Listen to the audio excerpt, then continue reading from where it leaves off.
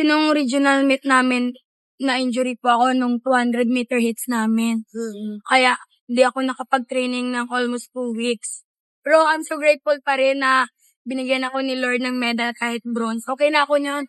Pero ganun lang talaga. I'm very sad because yung disappointment ng mga tao sa akin. Last Hindi call. ko kasi gusto yung disappointment. Kasi Elementary parang girls. kinidibdib ko. Final. Dito sa hurdles, isa na sa mga nakatakutan ng mga kalaban. Final. Paano mo na lang tinigil? Last Medyo call. Long jump. tanong last. Elementary girls. Sinabi ko na lang na Last kung call. para sa akin, ibibigay talaga ni Lord yon.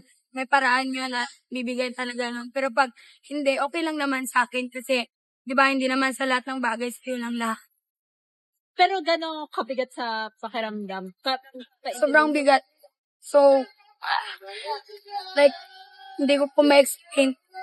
Pero on my own, nasasaktan talaga ako kasi yung expectation ng family ko, yung mga friends ko, ganun. At di ko rin gusto mabash. Pero grateful pa rin ako kasi nakakuha ko ng bronze.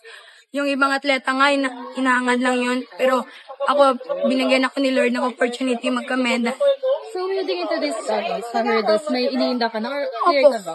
Opo, ano lang. Sabi ko lang na ginagasay ko lang self ko na kakayanin kahit mag-bronze na.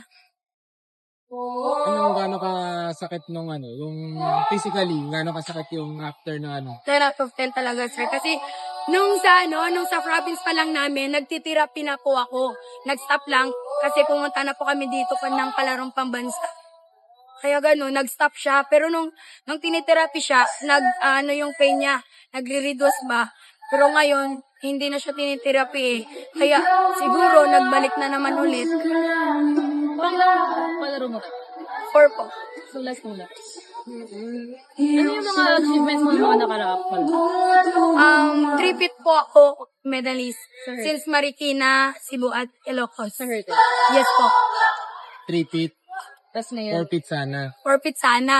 Pero okay na po. Para sa'yo talaga.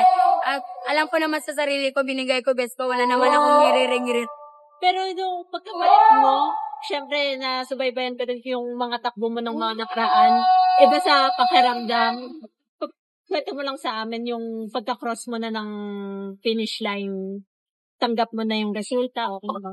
Hanggang po na po. Kasi sabi ko naman sa sarili ko, ginawa ko naman best ko, binigay ko naman. Kasi ganun. Wala naman akong nire-regret. Anong Ladies and gentlemen, Saan ka mag-aaral sa Hindi presenting ko pa po the alam. competing Undecided pa po. athletes May mga offer. in 110 meter Meron naman po hurdles. mga other university in Manila. Pinag-aaralan mo pa. Inaaralan. Lane 6, Thank you. Papandang Riva.